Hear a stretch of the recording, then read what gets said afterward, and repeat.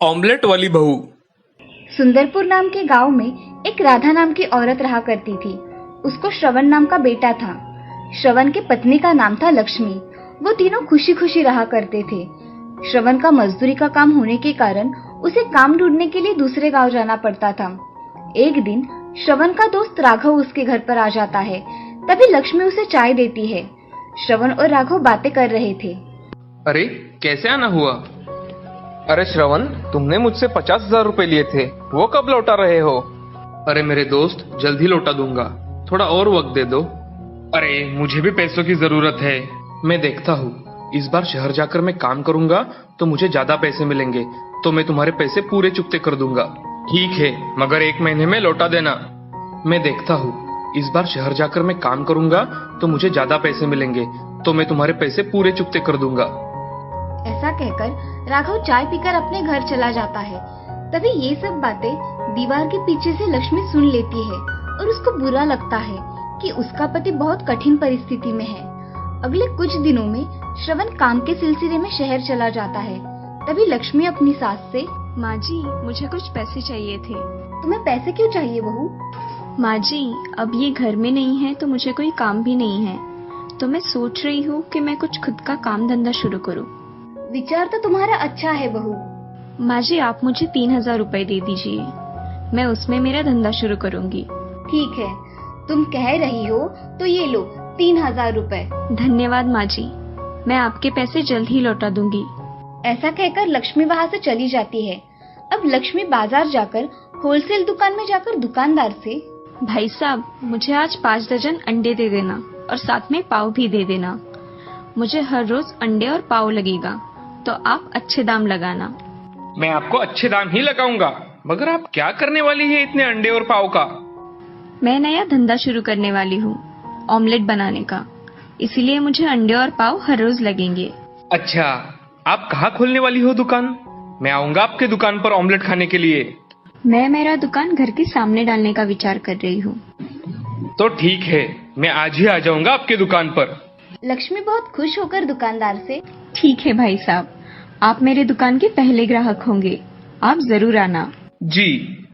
ऐसा कहकर लक्ष्मी सब सामान लेकर अपने घर चली जाती है और अपने घर के सामने एक छोटा सा दुकान लगाती है जिसमें वो काम की सब चीजें रखती है। तब दुकान पर लक्ष्मी ग्राहक आने का इंतजार करती है। तभी दोपहर के समय वो दुकानदार उसके दुकान पर आते हैं। मेरे लिए आपके हाथ का स्वादिष्ट ऑमलेट बनाओ बहन। जी, अभी बनाती हूँ। ऐसा कहकर लक्ष्मी बहुत ही अच्छे ऑमलेट बनाकर दुकानदार को देती है। दुकानदार को उसके हाथ का ऑमलेट बहुत पसंद आ जाता है। वो लक्ष्मी से, बहन, तुम्हारे हाथों में तो जादू है, मैंने आज तक ऐसा स्वादिष्ट ऑमलेट नहीं खाया, बहुत टेस्टी है ऑमलेट। धन्यवाद, आप मेरे दुकान पर आए, मुझे बहुत अच्छा लगा। लक्ष्मी बातें कर रही थी। तभी रास्ते से जाने वाली 2 औरतें नया दुकान खुला देख उसे देखने चली जाती है और दुकान के पास आकर लक्ष्मी से, अरे लक्ष्मी, ये नया दुकान तुमने खोला है क्या? हाँ, मैंने खोला है। आप आइए ना, मेरे हाथ का ऑमलेट खाकर देखिए। सुमति और सुशीला लक्ष्मी की बातें सुनकर उसके दुकान में ऑमलेट खाने के लिए आ जाती है। आप यहाँ बैठिए ना, मैं अभी बनाती हूँ ऑमलेट। ठीक है, जल्दी बनाओ। जी, अभी बना कर लाती हूँ। ऐसा कहकर लक्ष्मी ने उन दोनों के लिए ऑमलेट बनाया और उन्हें खाने के लिए दे दिया। तभी सुशीला ने ऑमलेट खाकर बोला, अरे, इतना स्वादिष्ट ऑमलेट मैंने आज तक नहीं खाया। तुम्हारे हाथ में स्वाद है लक्ष्मी। धन्यवाद सुशीला बहन, मुझे बहुत अच्छा लगा कि आपको मेरे हाथ का ऑमलेट अच्छा लगा। लक्ष्मी ऐसा कहती है और थोड़ी देर में सुशीला और सुमति लक्ष्मी के हाथ का ऑमलेट खाकर चली जाती है। उस दिन लक्ष्मी का धंधा अच्छा हुआ था। दूसरे दिन उसने सुबह से ही ऑमलेट बेचने का धंधा शुरू कर दिया। काम पर जाने वाले लोग तथा सुबह का नाश्ता करने के लिए बहुत से लोग उसकी दुकान पर आए। दुकान में इतनी भीड़ देख लक्ष्मी की सास डर गई और वो लक्ष्मी से, अरे लक्ष्मी, तुम इतने ऑमलेट बनाकर कैसे दोगी? चलो, आज मैं तुम्हारी मदद कर देती हूँ। हाँ माँ जी, आज मुझे आपकी मदद की बहुत जरूरत है। राधा लक्ष्मी की मदद करने चली गई। दोनों ने मिलकर उस दिन सारा काम किया। उस दिन लक्ष्मी अपनी सास राधा से, माँ जी, आज मेरा दिन बहुत अच्छा रहा, आज बहुत कमाई हुई है। हाँ लक्ष्मी, आज दुकान पर बहुत ग्राहक आए थे। हाँ माँ जी। चलो अब घर में जाकर आराम करते हैं। हाँ माँ जी, चलिए।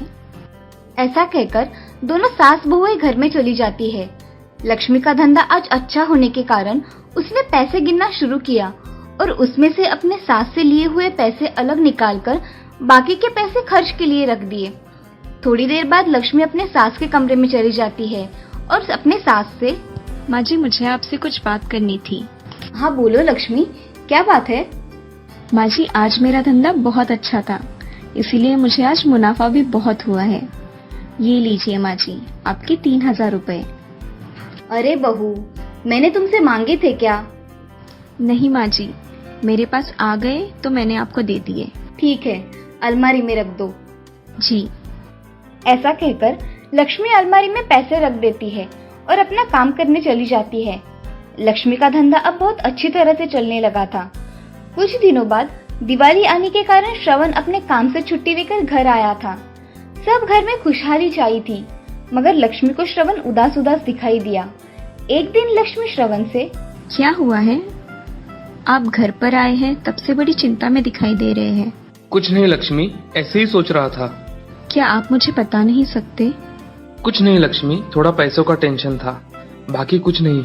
पिछली बार हमारे यहाँ राघव भाई साहब आए थे, तब उनकी और आपकी बातें मैंने सुन ली थी। आपको उनके पैसे वापस करने हैं ना? हाँ लक्ष्मी, मैं यही सोच रहा हूँ कि मैं उसके पैसे सारे कैसे वापस करूँ। मेरे पास सिर्फ 25,000 रुपए है और सर पर अब दिवाली भी आई है। लक्ष्मी उठकर अलमारी में से पैसे निकालकर श्रवण के हाथों में रख देती है और उससे कहती है, ये पैसे आप ले लीजिए, मैंने आपके लिए ही जमा किए थे। अब राघव भाई साहब को ये पैसे आप दे आइए। मैं ये पैसे नहीं ले सकता। जो मेरा है वो सब आपका ही है, इसलिए ये पैसे राघव भाई साहब को दे दीजिए। और रहा सवाल दिवाली मनाने का, तो बाकी के पैसों में अच्छी दिवाली मनाई जा सकती है। श्रवण को उस पर गर्व महसूस होता है कि उसकी पत्नी कठिन परिस्थिति में उसके साथ खड़ी रही। अब ये सब कमरे के बाहर खड़ी उसकी सास देख रही थी और मन ही मन बहुत खुश हो गई। अब श्रवण राघव के पैसे वापस करने के लिए उसके घर चला गया। अरे राघव, मुझे तुमसे कुछ काम था। अरे आओ ना श्रवण। तभी श्रवण राघव के घर में चला जाता है और राघव से, अरे राघव, मुझे तुम्हें कुछ देना है। क्या? ये लो तुम्हारे पैसे। मैंने देने में थोड़ी देर ही कर दी। अरे कोई बात नहीं, तुमने खुद से मुझे लाकर दिए, यही मेरे लिए बहुत है। अब मैं चलता हूँ, कल दिवाली है ना, बहुत काम बाकी है। हाँ चलो। ऐसा कहकर श्रवण वहाँ से चला जाता है और घर आकर देखता है तो लक्ष्मी और माँ दोनों बातें कर रही थी। लक्ष्मी, मुझे तुम पर गर्व है। तुमने किसी की सहायता ना लेते हुए खुद का धंधा शुरू किया और उसमें बहुत मेहनत की। ऐसे ही तरक्की करो बहू। हाँ माँ जी, मैंने सब अपने घर के लिए किया और आगे भी करूँगी। लक्ष्मी, चलो आज मेरी ओर से हम दोनों साड़ियाँ खरीद लाते हैं। जी चलिए माँ जी। तभी श्रवण वहाँ आ जाता है। श्रवण की माँ श्रवण से, अरे श्रवण, आओ यहाँ बैठो। हाँ माँ, कहो। मैं सोच रही हूँ तुम अब काम पर ना जाकर घर का ही काम संभालो। बहू का ऑमलेट का बिजनेस बहुत अच्छा चल रहा है, उसको भी मदद हो जाएगी और घर भी दिखना हो जाएगा। हाँ माँ, मैं भी यही सोच रहा हूँ। ऐसा हुआ तो बहुत अच्छी बात हो जाएगी। चलो अब दिवाली की तैयारियां करते हैं। ऐसा कहकर तीनों दिवाली के काम में लग जाते हैं। अब लक्ष्मी का पति उसके साथ उसका धंधा संभाला करता था। ये देख लक्ष्मी बहुत खुश थी। इस कहानी से हमें ये सीख मिलती है कि हम अगर मन में ठान ले तो हर नामुमकिन काम को मुमकिन कर सकते हैं। कोई भी काम छोटा या बड़ा कभी भी नहीं होता, बस काम करने की लगन होनी चाहिए।